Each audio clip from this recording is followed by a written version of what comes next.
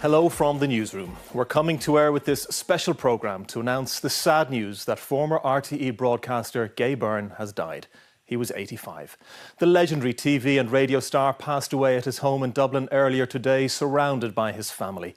RTE Director General Dee Forbes said Gay was an exceptional broadcaster whose unique and groundbreaking style contributed so much to the development of radio and television in this country.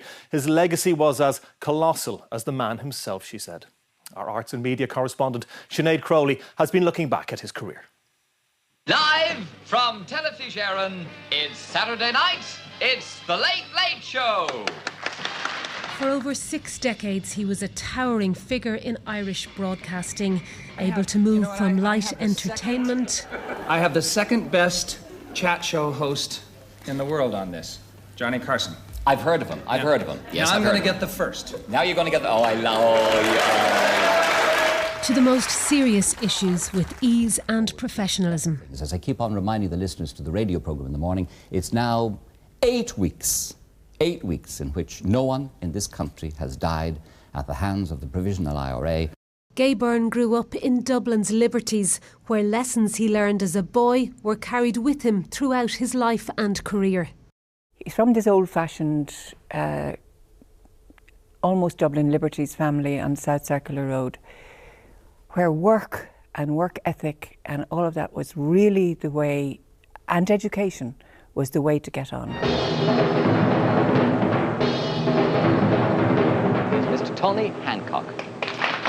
Although he dabbled in other jobs, including insurance, the young Gay Byrne was fascinated by showbiz and broadcasting, and he had the drive to succeed. He just had a talent for it. He was born for it. But what drove him entirely was his interest in other people, his curiosity, almost a gossipy curiosity, where he wanted to know, like, why did you do that? How did you do that? Tell me about it.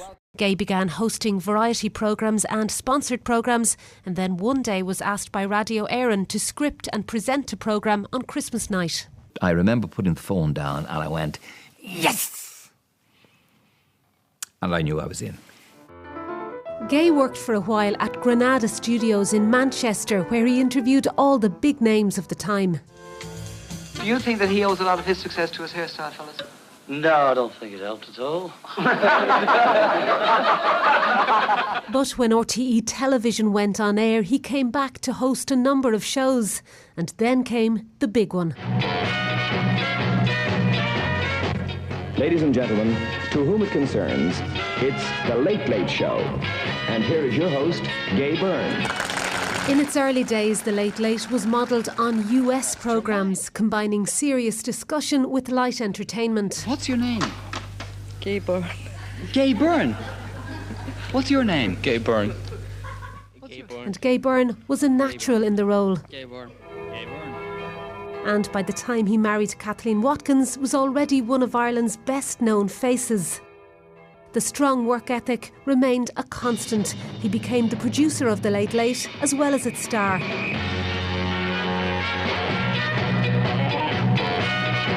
My instructions then were to get as many people watching on Saturday night as possible, because at that time viewing figures for Saturday night were pretty bad.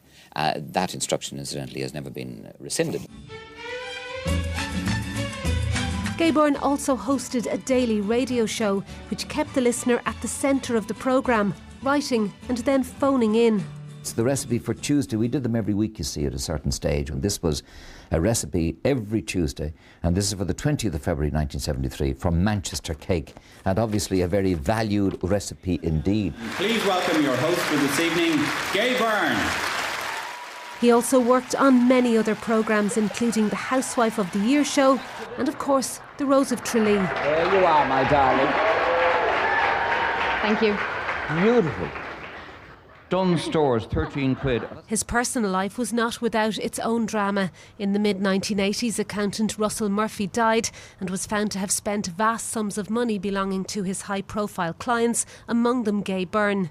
Gay found himself at a time when he should have been living in comfort, instead in a financial crisis. Having done some work in the US, he debated the idea of moving over full-time, but eventually decided his life and career should remain here. I've grown mature with Gay and I've hardly ever missed any of his programmes. I think he's fantastic. At Christmas in 1998, Gay Byrne hosted his last daily radio show. Good morning to you. I'll be talking to various people from... The following year, his final Late Late Show saw many of his best-known guests return to say goodbye. Coming in on the motorbike, there ya! Ho, ho, ho, ho, ho. So, Gay, this is from us to you, as a gift. From who? From you two to you. Come on. Stepping back from daily broadcasting allowed Gay to take to the road more often, but he didn't retire from public life. He became a vocal and proactive chair of the Road Safety Authority. The message to a great number of people simply isn't getting through. He was spoken about at one stage as a possible future president, and he continued to broadcast television shows including the spiritual series The Meaning of Life and a much-loved jazz programme on RTE Lyric FM. He also had a fantastic voice. I mean, a really, really beautiful radio voice. And it never aged. As he got older, his personality might have got a bit crankier, but the voice never changed. Instantly recognisable. When Gay Byrne learned he had cancer, he told his listeners himself on his Lyric FM radio show. I've had the most wonderful, fantastic, robust good health all my broadcasting life. So it's my turn now instead of your turn or somebody else's turn, and that's it. So, presenter, producer, listener. Gay Byrne's passing closes a significant chapter in Irish broadcasting and cultural history. He's survived by his wife Kathleen and daughters Crona and Susie, by his side on his final Late Late Show, as they were throughout his final illness. That's it. It's been a fantastic carousel. I've enjoyed every minute of it. God bless you all and good night. Thank you for being here. Good night to everybody.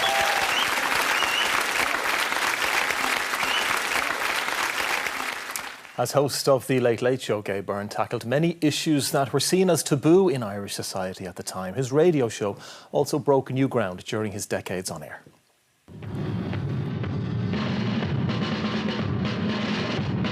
I hate to embarrass you, but a condom comes...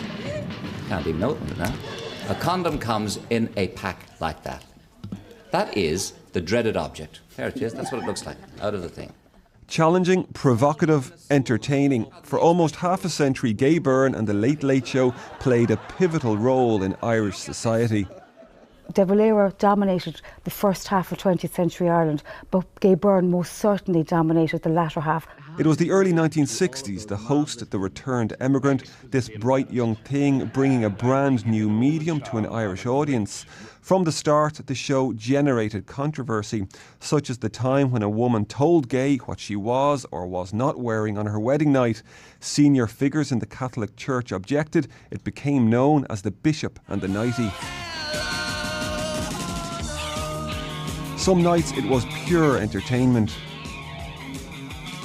They used to have first class and tourist, and in first class the drinks were free, so you would pay first class and try and drink the difference. Yeah. We've been joined now, my friends, by the most controversial man in this country. And because of the skill of the host, the show could switch with ease to more serious topics, such as this interview with Gerry Adams, recorded shortly after the 1994 ceasefire.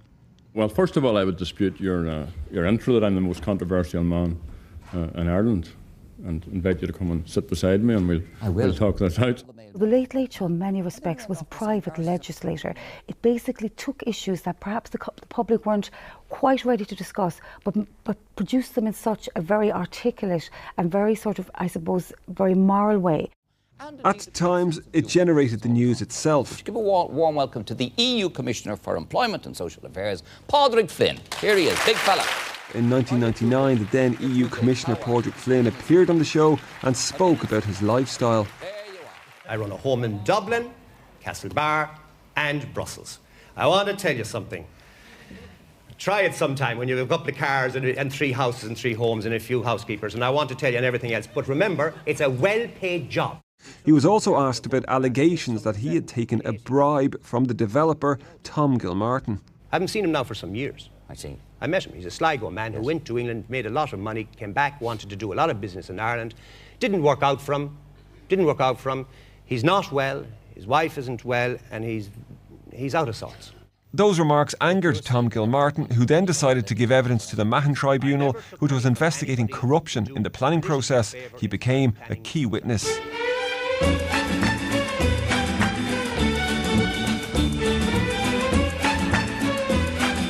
Mrs. Griffin. Yes, Gay. Good morning to you. Good morning, Gay. Gay Byrne also hosted a daily radio show on Radio 1, which was groundbreaking in its inclusion of letters and phone calls from listeners. Possibly its finest hour came after the body of a young girl was discovered in Granard in County Longford. Anne Lovett had died alone, giving birth to a baby boy, and the Gay Byrne show opened up its airwaves to listeners to tell their own stories. At the age of 16, I found myself pregnant and still at school. But if the Gay Byrne show on radio opened the airwaves to women and their concerns, the Late Late Show had a more nuanced relationship with women and feminism. On a number of occasions, the show invited members of what was then called the women's movement on to discuss their issues. Another member of my family worked in the civil service. When she got married, she had to quit her job. That sounds Neanderthal. That's gone. However, on other occasions, his interviewing style was criticised, in particular when he spoke to Annie Murphy following revelations of her relationship with Bishop Eamon Casey. So you wouldn't accept the accusation that you seduced him and set out to seduce him? No. I didn't set out to seduce Eamon. Well, you were rather more experienced than he was. Yes, I was. Insofar as he was totally inexperienced in such matters, presumably. If your son is half as good a man as his father, he won't be doing too badly. I'm not so bad either, Mr. Byrne. Will you settle for that? He was, though, a master of his craft, handling the most difficult moments of live television with ease and empathy. Are you happy, Rita? Yes. Were you watching the show tonight? I wasn't. My daughter died last night. Oh, no. Oh, dear, Rita. I'm very sorry. Oh, dear, oh, dear. Gay Byrne continued broadcasting long after he officially retired from the Late Late Show, and he never lost his touch. This interview with Stephen Fry, conducted when he was in his 80s, has been viewed over 8 million times. Suppose it's all true, and you walk up to the pearly gates and you are confronted by God. What will Stephen Fry say to him, her, or it? Why should I respect a capricious, mean-minded, stupid God who creates a world which is so full of injustice and pain? That's what I'd say. And you think you're going to get in? The presenter was a little older, a little greyer, but his gift for getting to the heart of the story never deserted him. Ladies and gentlemen, to whom it concerns, it's The Late Late Show. And here is your host, Gay Byrne.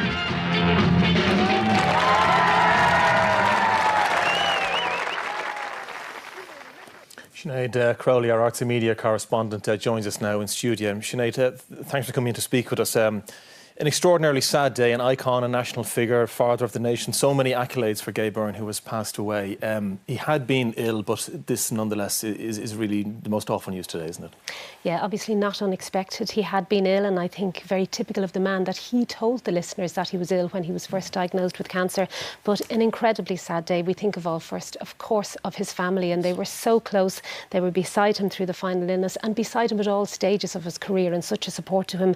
But also, I suppose, I'm thinking today of listeners, viewers who literally grew up with Gay Byrne, and you could see there as you go through the clips that we used, every chapter of Irish life was reflected on the Late Late Show at some stage. Some very humorous moments, some deeply serious moments, and that was the skill of the man. He shone a light in many dark corners of a very dark Ireland at that time, didn't he? He really did, and what we have to remember today is he was around when television was a new medium, and that's why he was so good. He understood television. He always experimented with radio. He loved entertainment and communication. He went off to the UK in the early days of television, and he understood the medium. And when RTE started, he came back here, and he was one of the people who knew how powerful this would be. And as you say, literally shining a light. It allowed people to discuss the Late Late in particular allowed people to discuss what was going on. Before there was ever social media or what they say water cooler, people would discuss after Mass what they saw on the Late Late the night before. So everything that was discussed did come across there, and he had that skill and that talent. And in shining that light, he drove a conversation that led to real social change, didn't he, over the years, and gave people a voice which, at a time when they were silenced. This is it. And the fact of the matter is, if you were to pitch the Late Late Show today, for example, no producer would ever take it on. But it was a unique show because of who the man was. He was the producer as well for a long time. That's extraordinary in today's television terms, to think that the man who was so good at doing interviews was actually checking the watch and keeping an eye on the overall look at it. But that's how it was allowed to be his vehicle and how it was allowed to be so unique, because he was driving it. And he had a connection with the audience. I mean, we've spoken about the broadcasts and the interviews that he carried out there. There was a connection with people in Ireland.